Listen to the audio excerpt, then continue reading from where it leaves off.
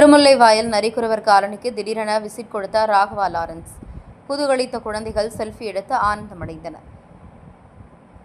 சென்னை திருமுல்லைவாயலில் உள்ள நரிக்குறவர் காலனியில் நடிகர் ராகவா லாரன்ஸின் தாய் கண்மணி அன்னதானம் செய்வதற்கு ஏற்பாடு செய்திருந்தார். இதற்காக நரிக்குறவர் காலனியில் பந்தல் போடப்பட்டு ஏற்பாடுகள் செய்யப்பட்டது. அதேபோல டபராக்களில் விதவிதமான அசைவ உணவுகளும் வந்திறங்கியது. முதலில் ராகவா லாரன்ஸ் அம்மா கண்மணி வருவதாக தெரிவிக்கப்பட்டது.